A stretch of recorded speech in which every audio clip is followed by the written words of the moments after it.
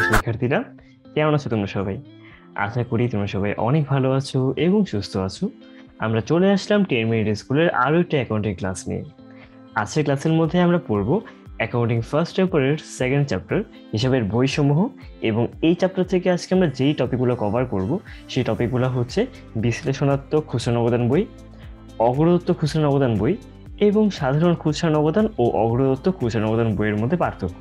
তো চলো আজকের ক্লাসটি শুরু করে দেওয়া যাক। প্রথমেই আমরা জানবো বিশ্লেষণাত্মক খুচরা নগদান বই সম্পর্কে। বিশ্লেষণাত্মক খুচরা নগদান বই হচ্ছে এমন একটা খুচরা নগদান বই যেখানের মধ্যে আমরা প্রত্যেকটা যে আমাদের খুচরা খরচগুলো রয়েছে সেগুলোকে হচ্ছে আলাদা আলাদা ক্যাটাগরির মধ্যে আমরা ভাগ করে দেখিয়ে দিই। তার ফলে কোন ক্যাটাগরির ব্যয় হচ্ছে কত হয়েছে সেটা ইজিলি আমরা জানতে পারি এবং সেটাকে আমরা খতিয়ানের মধ্যে স্থানান্তর করতে পারি। যেমন এখানে আমাদের বেশ কিছু লেনদেন দেওয়া আছে। 2015 সালের এপ্রিল মাসে একজন ব্যক্তির হচ্ছে ব্যবসায়ের সম্পাদিত লেনদেনগুলো হচ্ছে নিম্নরূপ। ওনার নাম ছিল হচ্ছে আদিবা ট্রেডার্স। আদিবা ট্রেডার্সের ব্যবসায়ের মধ্যে সম্পাদিত লেনদেনগুলো নিম্নরূপ। এখানে বেশ অনেকগুলো হচ্ছে লেনদেন দেওয়া আছে। খুচরা নগদ ব্যালেন্সের পরিমাণ 150 টাকা, প্রধান ক্যাশিয়ার থেকে প্রাপ্তি 650 টাকা, দেন বিনামূল্যে পণ্য বিতরণ, কাগজ ক্রয়, দেন হচ্ছে রিক্সা ভাড়া, ইন্টারনেট ব্যয়, অফিস সরঞ্জাম ক্রয়, অনেকগুলো হচ্ছে ব্যয় দেওয়া আছে। এই ব্যয়গুলো থেকে বলা হচ্ছে বিশ্লেষণাত্মক খুচরা নগদান বই হচ্ছে তৈরি করো। ওকে, ফাইন।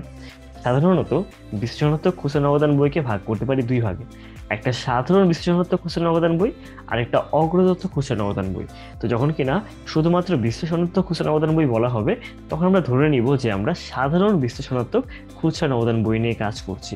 অগ্রদত্তর বেলায় তখন গিয়ে হচ্ছে আলাদা করে বলে দেওয়া লাগে যেটা অগ্রদত্ত খুচরা নগদান বই। তো প্রথমে আমরা দেখে নিব আমাদের ঘরটা কেমন হবে। উপরে আমরা প্রতিষ্ঠানের নামটা লিখবো মেসার্স আদিবা ট্রেডার্স, আর নিচে লিখবো খুচরা নগদান বই। কোন পদ্ধতিতে করছি এটা পাশে আমরা উল্লেখ করে দেব।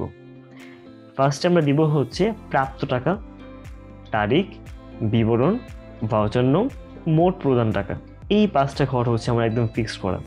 তারিখ, বিবরণ, ভাউচার নং এই 3টা হচ্ছে আমরা প্রাপ্তি এবং প্রদান দুটোর জন্য ইউজ করি। এখানে প্রাপ্তির টাকা আর এখানে হচ্ছে প্রদানের টাকা। তারপর আমাদের যে ঘরটা করতে হয় সেটা হচ্ছে খুচরা খরচের বিশ্লেষণ। আমাদের আমাদের যে ম্যাথটার মধ্যে যেই খুচরা খরচগুলো দেওয়া আছে সেগুলো যেই ক্যাটাগরির আন্ডারে গিয়ে পড়ে ওই ক্যাটাগরিগুলো হচ্ছে আমরা আগে লিখে নিব। সো পরীক্ষার মধ্যে যে কাজটা করবা, পরীক্ষার মধ্যে আগেই একটু খুঁজে বের করে নিবা যেখানে কোন কোন ক্যাটাগরির হচ্ছে ব্যয় দেওয়া আছে।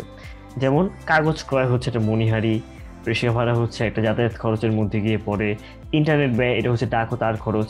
এইভাবে করে একটু আগে থেকে বের করে নিবা যে তোমার ম্যাথের মধ্যে কোন কোন খরচ দেওয়া আছে, ওই অনুযায়ী গিয়ে হচ্ছে ঘর করতে হবে।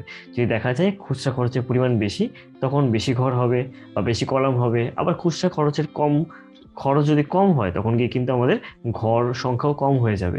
এই কারণে আগের থেকে একটু খুঁজে বের করে নেওয়া লাগবে যে আমাদের এখানে কোন কোন খুচরা খরচগুলো রয়েছে।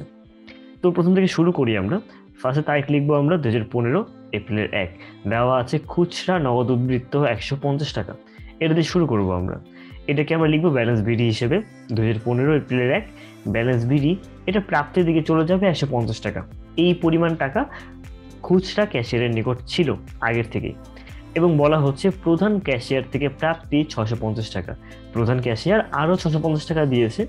এটা হচ্ছে এপ্রিলের 1 তারিখে, তাই তারিখ হবে এপ্রিলের 1। নগদান হিসাব লিখে আমরা লিখে দিব হচ্ছে প্রাপ্ত টাকার ঘরে 650 টাকা। যদি কোনো কিছু উল্লেখ করা না হয় কোন বই টাকা দেওয়া হয়েছে, আমরা ধরে নিই নগদে টাকা দেওয়া হয়েছে এবং নগদান হিসাব লিখে দিই। যদি বলা হতো চেকে টাকা দেওয়া হয়েছে তখন আমরা এখানে লিখে দিতাম ব্যাংক হিসাব। এরপর আমাদের এপ্রিল 2 তারিখে বলা হচ্ছে প্রচারের জন্য বিনামূল্যে পণ্য বিতরণ করা হচ্ছে 850 টাকা। একটা জিনিস খেয়াল করে দেখো, আমরা কিন্তু নগদান বই করছি। নগদান বইয়ের মধ্যে কোনো ধরনের অনগদ লেনদেনকে আমরা অন্তর্ভুক্ত করব না। বিনামূল্যে পণ্য বিতরণ এটা হচ্ছে একটা অনগদ লেনদেন। কেন? বিনামূল্যে পণ্য বিতরণের জাবেদা হচ্ছে বিজ্ঞাপন হিসাব ডেবিট এবং ক্রয় হিসাব ক্রেডিট। আমাদের কিন্তু জাবেদার কোনো হিসাবের মধ্যেই নগদ বা ব্যাংক কিন্তু প্রভাবিত হচ্ছে না। এই কারণে এটা অনগদ লেনদেন, এবং অনগদ লেনদেনকে আমরা কোনো নগদান বইতে আনি না। 1 ঘোড়া, 2 ঘোড়া, 3 ঘোড়া খুচরা কোথাও কিন্তু হচ্ছে অনগদ লেনদেনগুলোকে আমরা নিয়ে আসি না। তাই এপ্রিল 2 তারিখের লেনদেন বাদ। 8 তারিখে বলা হচ্ছে কাগজ ক্রয় করা হয়েছে 60 টাকা। যেহেতু কাগজ ক্রয় করা হয়েছে, প্রথমত এপ্রিলের 5 তারিখ আমরা হচ্ছে এখানের মধ্যে বিবরণের ঘরে কাগজ ক্রয় লিখব। কত টাকা? 60 টাকা। মোট প্রদানের ঘরে আমরা 60 টাকা লিখব। এরপর যেটা করতে হবে, এটা যেই ব্যয়ের আন্ডারে গিয়ে পড়ে সেই ব্যয়ের বরাবর ঘরে হচ্ছে আমরা লিখে দিব। যেমন কাগজ, কি কাগজ ক্রয় হচ্ছে এটা মণিহারি খরচ। সো মণিহারির মধ্যে যে ঘর রয়েছে এর বরাবর এই ঘরের মধ্যে এই 60 টাকার বরাবর লিখে দিব হচ্ছে আমরা 60 টাকা। সো আমাদের প্রত্যেকটা খরচকে দুইবার করে দেখানো লাগবে, একবার মোট প্রদানের ঘরে, আরেকবার ওইটা যেই ক্যাটাগরির আন্ডারে গিয়ে পড়ে ওই ক্যাটাগরি থেকে লিখতে হবে 60 টাকা। এরপর রিক্সা ভাড়া ছিল 40 টাকা এপ্রিলের 8 তারিখ। সো লিখবো আমরা এপ্রিলের 8 রিক্সা ভাড়ার পরিমাণ হচ্ছে কত টাকা, 40 টাকা।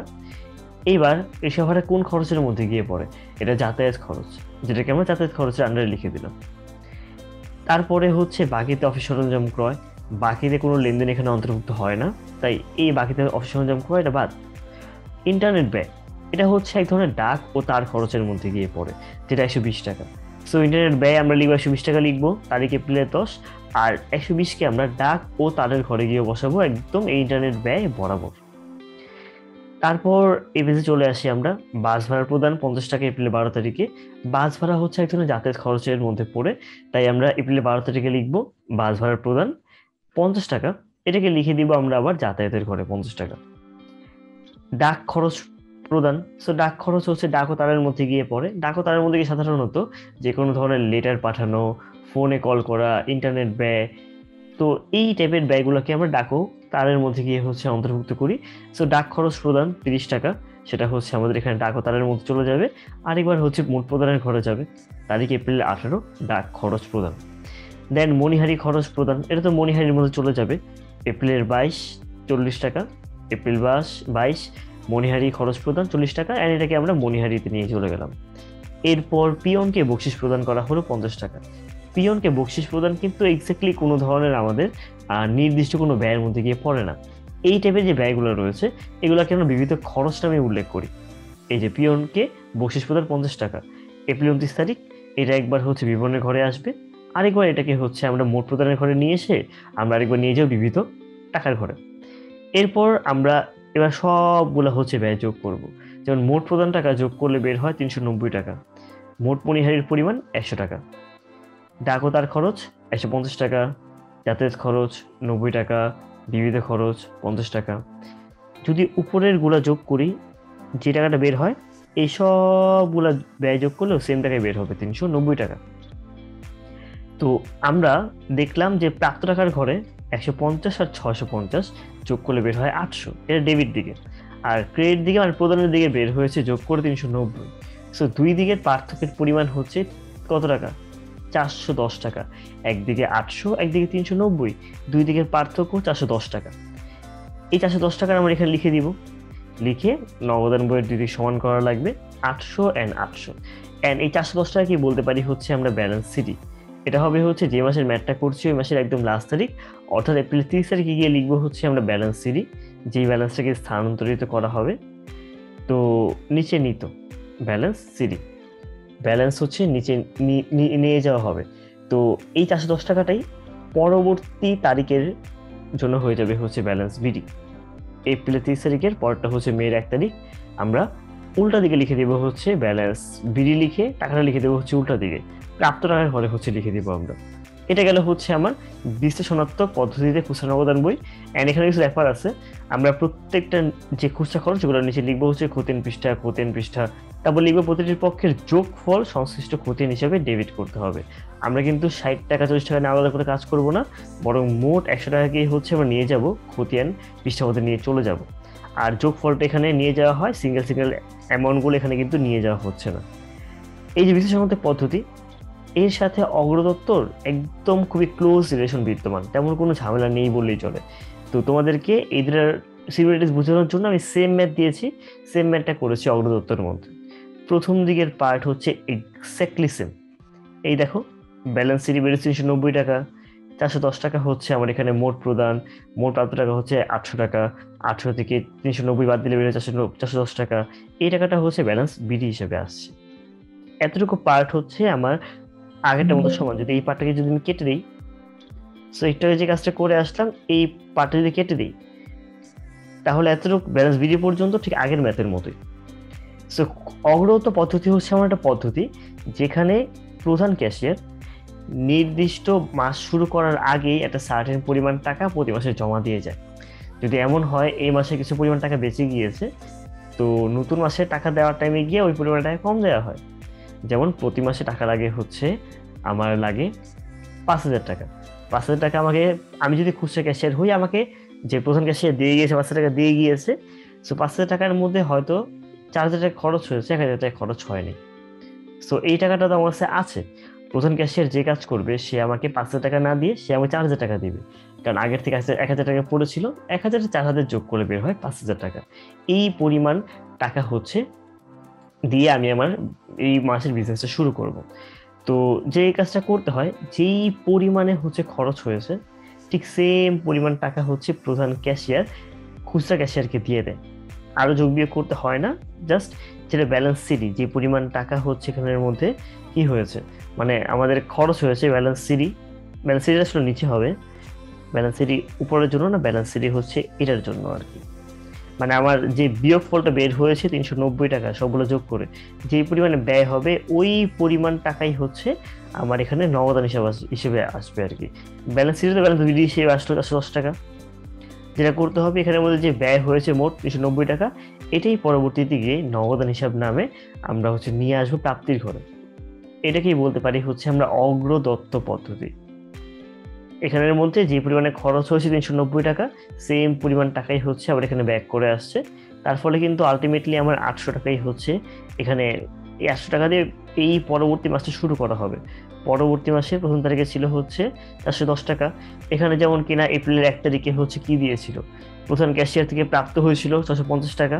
এবার প্রধান ক্যাশিয়ার থেকে নিয়ে যাওয়া লাগবে মাত্র 390 টাকা। তাহলে গিয়ে হচ্ছে আমাদের এই ম্যাথটা হয়ে যাচ্ছে আর কি। ঠিক আছে, অগ্রদত্তর সাথে এখানে পার্থক্যই হচ্ছে অগ্রদত্ততে প্রতি মাসের শেষে টাকাটা দিয়ে দেওয়া হয় বা পরের মাসের শুরু টাকাটা দিয়ে দেওয়া হয়। বাট যখন কিনা আমরা সাধারণ খুচরা বিশেষণতার পদ্ধতি করি, তখন গিয়ে হচ্ছে এমন কোনো ব্যাপার নেই। টাকা দিলেও চলবে, না দিলেও চলবে, এটা ডিপেন্ড করবে হচ্ছে যিনি হচ্ছে এখানের মধ্যে হেড আর কি, তার উপর ডিপেন্ড করবে। যে হচ্ছে এখানের মধ্যে পেটি ক্যাশিয়ার, তা মানে পেটি ক্যাশিয়ার বলতে হচ্ছে যেখানে প্রধান ক্যাশিয়ার, সে পেটি ক্যাশিয়ারকে দিবে নাকি, এটা তার মাইন্ডসেটের উপর ডিপেন্ড করবে।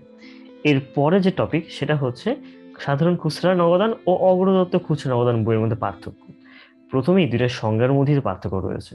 সাধারণ খুচরা যে নগদান বই রয়েছে, এখানের মধ্যে গিয়ে কোনো ধরনের ব্যয়কে আমরা আলাদা আলাদা ক্লাসিফিকেশন করে দেখাই না, বরং সবগুলা ব্যয়কে আমরা সিরিয়ালে হচ্ছে দেখিয়েছি।